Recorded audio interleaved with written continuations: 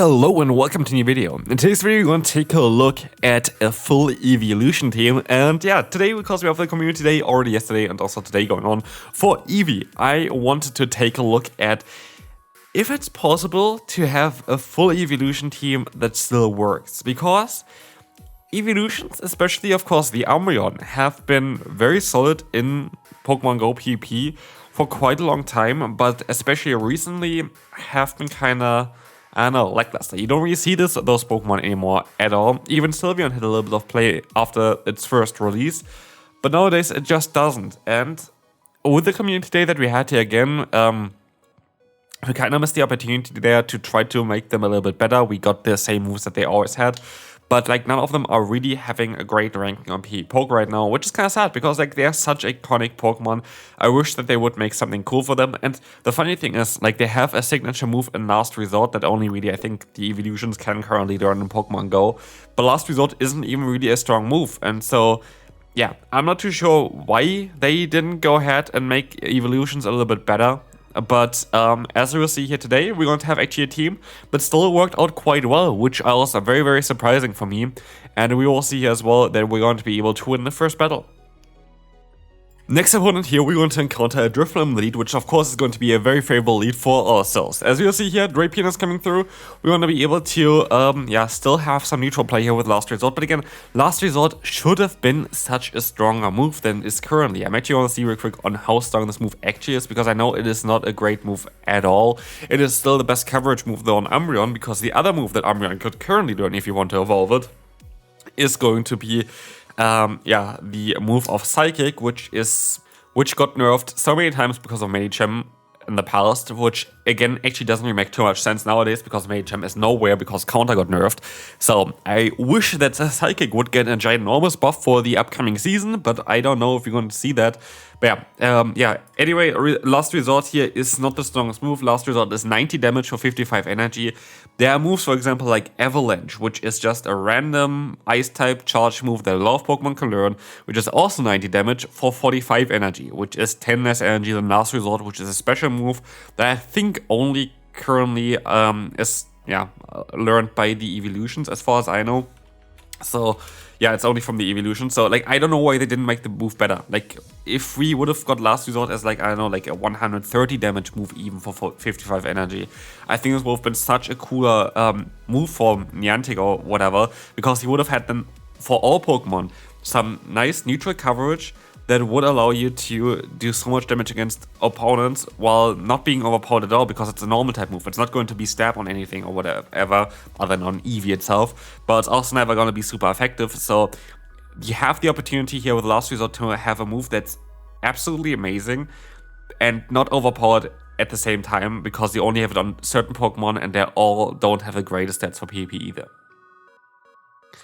So yeah, I wish that maybe Last Resort is going to get buffed in the future. This would be kind of cool. Otherwise, yeah, the Eeveelutions that we have available, I just have them here on the side as well, of course. We had Umbreon for the team, which was a must-have, because Umbreon is by far the best Eeveelution, having the best stats in PvP, as has the most amount of bulk. We have Sylveon, which is the second best running Charm usually, though. I decided to go for Quick Attack on this team, giving me a little bit better pacing, and as it's going to be my say-so, it's going to make it definitely a little bit more interesting a lot of times, because people are not really familiar with my pacing. Recently got buffed, by the way, with Psyshock, which is the legacy move on this Pokemon here. I think I maybe forgot to put it on the right side. Sorry, I'm a little bit in a stress still with university. That's going to be better starting at the end of the upcoming weekend, upcoming week as well. I'm going to be a bit freer also for like YouTube work, which is going to be definitely something I'm looking forward to. So yeah, I have a lot of things planned for YouTube as well that I kind of want to get on. But again, I currently just didn't really have the time. Anyway, we're going to have here otherwise the next best one, which I actually built for this video but didn't use, is Vaporeon. Thanks to the Water Gun and Awkward Tail plus Last Resort is very, very interesting.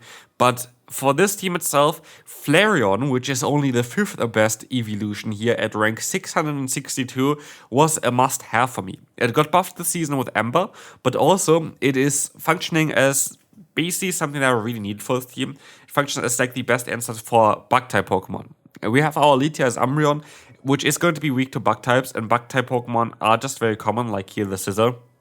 And so we needed our Flareon for this. Here, sadly, on this battle, we literally gonna get a draw, which is kind of funny. But generally speaking, it's needed for A, the bug types, and B, also for Pokemon like the Wigglytuff here. Like for all of the Fairy type Pokemon, you also kind of need to have the Flareon. So while Flareon is not the highest ranked Pokemon, it is a must have for this team, which is kind of hilarious. And again, Flareon's moveset kind of showcases on where Last Resort being good would have been actually really, really cool for it. Because the charge move that you're running is Flamethrower. Flamethrower is not the greatest charge move in the world. I find it kind of sad that the Flamethrower, Thunderbolt, and Ice Beam are not great moves with 90 damage and 55 energy. It's the same as Last Resort, by the way, currently. Yeah, like I feel like it's kind of sad that those are not great moves generally in Pokemon Go, because like those are like the main moves in the main series games. Like those are the moves that everybody kind of wants to have on their Pokemon, because they're very, very strong. They have a 100% accuracy. They have that second side effect there as well of a 10% chance. Like they're really good in the main series games, but they're just not good at all in Pokemon Go, which is kind of unfortunate in my opinion. As you see here though, here we're gonna see something funny with the Umbreon. I decided to go for the foul play back to back instead of going for perfect fast move timing, because I know the opponent has a return, which we saw already, which he shielded. And like this, I was able to kind of catch them off guard. They have the Whiscash in the back, and we are going to be able to now go for some of our foul plays. We can take a Scald. We still have a Super Power Stone in our Flareon as well. And with that, we're going to be in a very solid position, as we should be able to win this battle.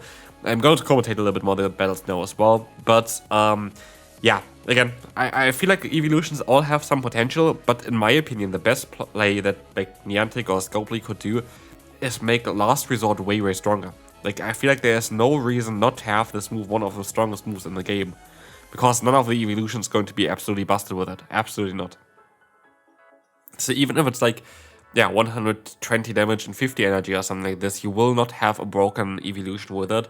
Umbreon, of course, would be the one that uses this move then the most, but Umbreon hasn't been seen anywhere recently, and you change only the normal type move that takes a lot of energy that is giving you kinda a bit of coverage, but it doesn't really gonna make this Pokemon broken whatsoever, and just helps the other Pokemon out. So I don't know. Let's see here. We're going to have the Talonflame against us. Talonflame is going to be interesting because we kind of need to have our lead aligned against it. As you see, I have perfect fast move timing, which allows us now to get the KO against the opponent, which is going to be perfect here, as we will see the Feraligatr coming in, which is going to be a bit more difficult as well.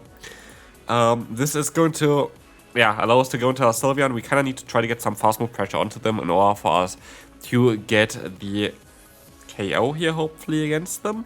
Because Ember got buffed this season. Ember is a very hard-hitting move, generates energy now very solidly as well. But we kind of need to get them a little bit lower. And as you see, I'm actually deciding to use a shield, because I do think I would still get to another move there as well. As we will see here though, we are going to be able to go ahead and get the Psyshock off. We're gonna try to go for another one, but the opponent actually calls that and catches the move onto a Ferret. And I wish I was able to hold on to that move, because what we will see is that we would have had here Superpower, of course, which would just one-shot Ferret anyway. We didn't need the extra damage on it. So yeah, as we will see, we are going to be able to go for the Superpower here. And this is going to be DKO. But they very weirdly go for a charge move against me, which is really cool, because now we still have the chance of going into our Umbreon here. We're going to be able to go for the foul play. And with this, we're going to be in a very solid position here, getting the KO, and we can move on to the next opponent. Let's take a look here at the next opponent. We're going to have a Moltres in lead. Pretty bad lead for us, but let me show you on how well we play out this matchup. We're going to have the Moonblast coming their way now, which is going to allow us to get nearly the KO already, but I'm not really threatened by anything that they go for, because no one is running Sludge Bomb in the Open Great League. And so, what we can do is we're gonna be able to still go for the Psyshock here to bait the opponent's Digger Speed, to go for a shield, which works out perfectly. So I basically play out everything absolutely perfectly here. Moonblast is coming through. We're going to be able to get now a lot of damage onto the opponent. And as you see here, we're going to be able to go back into Umbreon to just take the hits. I'm getting a little bit unlucky here though, because I'm going to get the immediate debuff from the Scorching Sands. But the second one is not going to get the debuff, so that's kind of then alright, I guess, especially because they were just kind of back to back. So like you can expect that you would get a debuff there. And I go back to the Moltres, and they're in such a good position. The only way I could lose this is if they have Ancient Power and they boost. Yeah, good. That was it for this battle then. I would have been able to easily win this one. I would have been able to get up to 2 superpowers. I would have been able to knock out the opponent's Moltres and then had still a very solid matchup against the opponent's Diggersby. But hey, 10% chance on a move that is usually not used anymore in this Pokemon. Love that for myself. Anyway, the opponent makes a very interesting play here in my opinion. The opponent decides to go ahead and goes into the Golurk, but they don't decide to really go for a short move early on, so we have 2 shields advantage already, and I will take that. I have my Umbreon. I am going to be able to get the Snarls in as well. I can use a shield here against a potential Dynamic Punch, but I gotta let the move go through. We can still survive the Dynamic Punch as well. As they go to the Tinkaton, and I was wondering what move they're gonna go for. They're gonna go for Heavy Stamp, so they're not going to run any ground type coverage with Bulldoze, which is going to be great for our Flareon, because now we don't have to shield. Why I also don't shield is because I need to get out of here with the charge move stored for the Golurk. I cannot have the Golurk against me because the fast move pressure is going to be a little bit too much. And so what we will see here is that we are going to be able to go for the full farm down, but they're going to reveal that they have the Corsair in the back. And this is going to be a bit problematic now, because as we will see here, we have to go for 2 flamethrowers basically against the opponent. And we are not going to be able to get the KO, but now it's down to our Umbreon against the 2 Ghost-type Pokemon that are left. And as we see here, we're going to be able to get the first KO and the second KO, and Umbreon is going to be able to win us this battle. We see here a very nice lead for us, as we will see as well now, though, the Marowak coming in, which is pretty bad for us. But I kind of want to weaken them up a little bit before I go into my Sylveon, actually. Sylveon will take resistant fast move pressure, but also still going to take only neutral damage from the water type charge moves, while for Flareon, we would resist the fast move, but not the charge moves. So like this is most likely the best version of how we can play that. And as you see here, Moonblast is actually chunking up quite a bit, and as they go for the Bubble Beam the entire time, we're actually going to be able to just let the moves go as well. And this is going to be great, as we can now go ahead and go for the full farm down with the Sylveon, which is absolutely fantastic, especially as I swap out of here, because now I can clear the debuff, I can realign myself perfectly. And this is going to be very, very cool here, as we can still try to go for another foul play. I think I survive a hit here, but I'm still going to use a shield. Not too sure actually if I would be able to re-survive the hit there. Foul play is coming through. This will do some solid damage or gets the first shield. Let's see how this is going to go. We're going to get the shield from the opponent. That is absolutely fantastic, as they can now let the move go. We still survive, and we can keep a foul play and farm them down with a Flareon. So we have a charge move still stored. They have a Gligar coming in. I can go for the Flamethrower before they can go ahead and go for their Dig, which is absolutely fantastic, because now this is going to get them super low enough that I can knock them out with Psyshock from my Sylveon, and this is absolutely fantastic for us here again. We're going to be able to go into the Sylveon now. I have a lot of energy stored, Psyshock coming through. They could try to catch the move, but I still have even a foul play stored for the opponent, so I'm not really too worried here. Even if they're going to catch, I would be able to win this battle here, and so we can knock them out with our Sylveon. Good game to the opponent, and the Arachnid is going to go down here as well. Final battle. So, how did you enjoy the Eeveelution team here?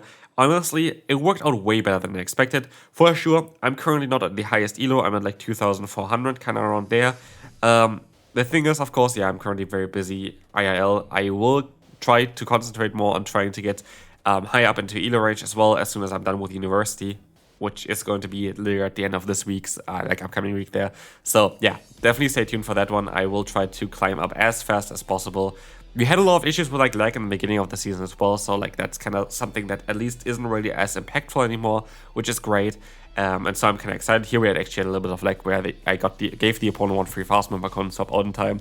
But yeah, again, I'm currently not happy with my elo that I'm at, but I will definitely change that very, very soon.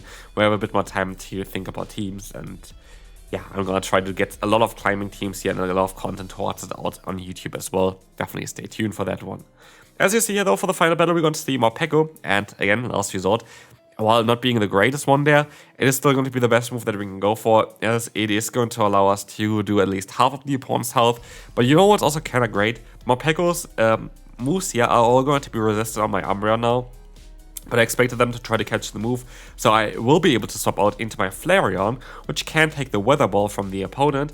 And while we're in the red, Our Ember is doing more damage than the Thundershock does from the opponent, forcing them to go for their own charge move here, which is really cool because again, what this allows us is that the opponent is now going to be in a position where their charge moves are all going to be resisted against Umbreon, which means we're going to be kind of free to go for back-to-back foul plays to win us the battle. Again, this team worked actually way better than I expected. I went positive with this team, which is kind of hilarious, but this is going to be it for this video. Hopefully you enjoyed it. If you did, feel free to leave a like, and I will see you then. Bye-bye.